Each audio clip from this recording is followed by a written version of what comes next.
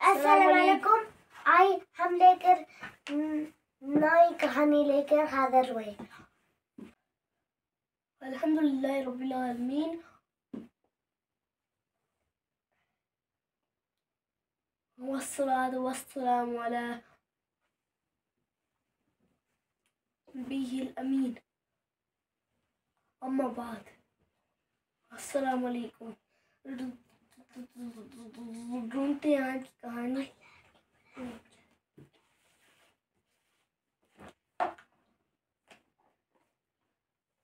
देखिए मैं पढ़ी।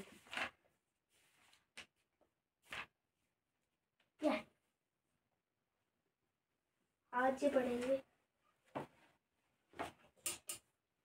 ये ना इसको कानून भी हैरान हो गया। बिस्मिल्लाहिर्रहमानिर्रहीम। अस्सलामु अलैकुम वरहमतुल्लाहि वबरकातुहू। वालिदैन की फरमाबरदारी और नाफरमानी वाक़ात की ज़बानी की कहानी के सिलसिले में आज हम जिस कहानी को पढ़ेंगे उसका नाम है कानून भी हैरान हो गया। कानून भी हैरान हो गया। सऊदी अरब के दारुल हुकूमत रियाज से एक रोज़नामा निकलता है। शहर रियाज ही की निस्बत से इसका नाम रोज़नामा रियाज रखा गया है। अखबार के मुताबिक दो भाइयों के दरमियान झगड़े का मुकदमा इस कदर संगीन सूरत अख्तियार कर गया कि इसका फैसला पंचायत में नहीं हो सका, बल्कि मुकदमा हाई कोर्ट तक पहुंच गया। दरअसल ये मुकदमा बिल्कुल निराली नौयत का था, इसलिए बहुत से अरबी अखबारात ने इसे नुमायां सुर्खियों के साथ शाया किया। हम रोज़नामा रियाज के हवाले से इस वाक़ा का खुलासा आपकी खिदमत में पेश कर रहे हैं। उसका नाम हैज़ान था। सऊदी अरब के मारूफ शहर बरीदा से 90 किलोमीटर के फासले पर असिया नामी एक बस्ती है। हैज़ान नामी बूढ़ा इस बस्ती का रहने वाला था। जब मुकदमा हाई कोर्ट में पहुंचा तो वह बूढ़ा शख्स लोगों से खचाखच भरी हुई अदालत में इस कदर रोया कि उसके आंसू से उसकी दाढ़ी भीग गई। आखिर क्यों? उस बूढ़े ने बड़ी अदालत में लोगों के सामने आंसू क्यों बहाए? क्या इसलिए कि उसके बेटों ने उसके साथ नारवा सलूक किया था? क्या इसलिए कि ज़मीन के किसी मुकदमे में उसकी हार होने वाली थी? या इसलिए कि उसकी बीवी ने इस उम्र में इस पर खला का मुकदमा दायर कर दिया? जी नहीं, इनमें से कोई भी वजह नहीं थी। दरअसल वो भाई के मुकाबले में अपनी माँ का मुकदमा हारने की वजह से तड़प रहा था। उस माँ का मुकदमा जिसके पास पीतल की एक अंगूठी के अलावा कुछ नहीं था। ये बुढ़िया अपने बड़े बेटे हैज़ान के साथ रहती थी। हैज़ान अपनी माँ के साथ इंतहाई हुस्न सलूक से पेश आता, हत्ताल मक़दर उसकी खिदमत करता था। बूढ़ी माँ भी उसके साथ खुश थी। जब हैज़ान की उम्र ज़्यादा हो गई, एक दिन उसका छोटा भाई उसके घर आया और दूसरे शहर में रहता था। उसने बड़े भाई के सामने ये तजवीज़ रखी कि आज के बाद माँ उसके साथ रहेगी। उसने ऐलान किया कि वो शहर से माँ को ले जाने के लिए ही आया है। ये बात हैज़ान के लिए बहुत तकलीफ़दा थी। वो कहने लगे, भाई, अगर मैं बूढ़ा हो चुका हूँ और तुम मेरा बढ़ापा देखकर ये समझ रहे हो कि मैं अपनी माँ की अच्छी तरह खिदमत नहीं कर सकूँगा, लेकिन तुम्हें मालूम होना चाहिए कि मैं आज भी अपनी वालदा की खिदमत इसी तरह करने के काबिल हूँ जैसा कि इससे पहले करता था। तुम्हें मेरे बारे में गलत फहमी हुई है। मैं हरगिज़ गवारा नहीं कर सकता कि मेरी माँ मेरी आंखों से ओझल रहे। मैं जीते जी ऐसा हरगिज़ नहीं होने दूंगा। अगर तुमने ऐसा किया तो मैं ज़िंदगी भर बेकरार हूँगा। इसलिए मुझ पर एहसान करो और माँ को अपने साथ शहर ले जाने की कोशिश न करो। छोटे भाई ने जवाबन अर्ज़ किया, भाईजान, आप तवील अरसे से माँ की खिदमत कर रहे हैं और बिलाशुबा आपने वालदा की खिदमत में कोई कोताही नहीं की। जितना हो सका आपने वालदा की खिदमत की। अब आप बूढ़े हो चुके हैं। ऐसी सूरत में आप खुद अपने बच्चों की खिदमत के मोहताज हैं। इसलिए आपसे गुजारिश करता हूँ कि वालदा को मेरे साथ शहर जाने दें। मैं अभी जवान हूँ। मेरे बच्चे भी दादी के साथ रहना चाहते हैं। मेरी बीवी भी सास की खिदमत करना चाहती है। इसलिए आप हमें माँ की खिदमत का मौका फराहम करें। دونوں بھائیوں میں بحث ہوتی رہی۔ دونوں میں سے کوئی بھی اپنی ماں کو خود سے جدا کرنے پر راضی نہ تھا۔ دونوں ہی ماں کو اپنے ساتھ رکھنے کے لیے اصرار کر رہے تھے۔ ہر چند حیضان بوڑھا ہو چکا تھا مگر اسے ماں سے جدائی گوارا نہ تھی۔ دونوں بھائیوں کے درمیان بحث بڑھتی دیکھ کر پڑوس کے لوگوں نے معاملہ سلجھانے کی کوشش کی، لیکن لوگوں کو یہ دیکھ کر بہت حیرت ہوئی کہ دونوں بھائیوں میں سے کوئی بھی ماں سے جدا رہنے پر تیار نہ تھا۔ دونوں اپنی اپنی دلیل سے ایک دوسرے کا مسکت جواب دے رہے تھے۔ جب یہ معاملہ حل نہ ہو سکا اور لوگوں کے مصالحانہ جدوجہد بھی اس مقدمے کو حل کرنے سے قاصر رہی تو آخرکار یہ مقدمہ ہائی کورٹ پہنچ گیا۔ مقدمہ دونوں بھائیوں کی طرف سے دائر ہوا۔ جج کے پاس یہ مقدمہ پہنچا تو اسے بڑی حیرت ہوئی۔ اس نے اس کیس کو ہر اعتبار سے جانچا، دیکھا، تولا اور پرکھا۔ اس کی سمجھ میں نہ آیا کہ وہ کیا کرے۔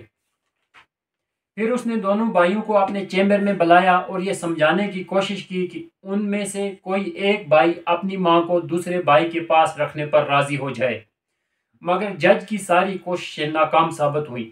دونوں بھائیوں میں سے کوئی بھی ماں کے فراق پر راضی نہ تھا۔ جج کو جب کسی طرح بھی بات بنتی نظر نہ آئی تو اس نے بوڑھی ماں کو عدالت میں پیش کرنے کا حکم دیا۔ جج کا مقصد یہ تھا کہ وہ اس معاملے میں ماں کی رائے سے بھی آگاہ ہو جائے کہ آخر خود ماں کی کیا مرضی ہے۔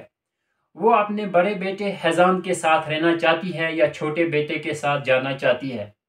جج کے حکم کے مطابق دونوں بھائیوں نے اپنی والدہ کو ایک ویل چیئر پر بٹھا کر عدالت میں پیش کیا۔ بڑھیا کا وزن کوئی 20 کلو گرام تھا کیونکہ وہ بہت بوڑھی ہو چکی تھی۔ اس کے جسم میں گوشت پوست کے بجائے ہڈیاں ہی ہڈیاں باقی رہ گئی تھیں۔ عدالت حاضرین سے کھچا کھچ بھری ہوئی تھی۔ چونکہ یہ اپنی نوعیت کا انوکھا مقدمہ تھا اس لیے لوگ اس کا فیصلہ سننے کے لیے بےتاب تھے۔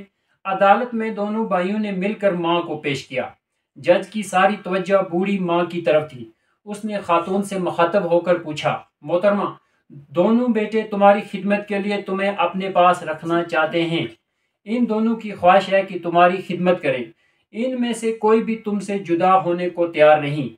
میں نے لاکھ سمجھانے کی کوشش کی کہ کوئی ایک اپنی بات سے رجوع کر لے مگر یہ دونوں اپنی بات اور دلیل پر مصر ہیں۔ مجھے اس مقدمے کا فیصلہ کرنے میں بڑی دشواری پیش آ رہی ہے۔ اب یہ فیصلہ میرے ہاتھ میں نہیں بلکہ تمہارے ہاتھ میں ہے۔ تم جو کہو گی میں اسی کی بنیاد پر فیصلہ کروں گا۔ میرا سوال یہ ہے کہ تم خود بتا دو کہ ان دونوں بیٹوں میں سے کس کے پاس رہنا چاہتی ہو۔ سچ تو یہ ہے کہ اس مقدمے کا فیصلہ جج کے لیے جتنا دشوار تھا اس سے کہیں زیادہ ماں کے لیے دوبر تھا۔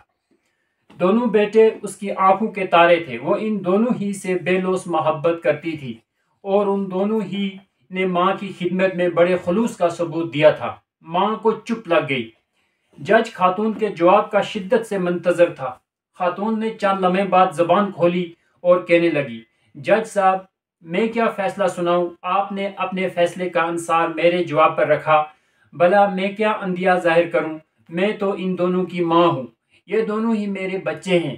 میری ایک آنکھ میرے بڑے بیٹے حیضان کی طرف دیکھتی ہے اور دوسری آنکھ اس کے چھوٹے بھائی کی طرف۔ میں دو رائے پر حیران کھڑی ہوں۔ میرے لیے یہ فیصلہ مشکل ہے کہ میں کس راہ پر قدم بڑھاؤں۔ جج کے لیے اب یہ مقدمہ اور بھی پیچیدہ ہو گیا۔ اب اس کے لیے اس کے سوا کوئی چارہ نہ تھا کہ وہ اپنی صواب دید کے مطابق جو مناسب سمجھے وہ فیصلہ سنا دے۔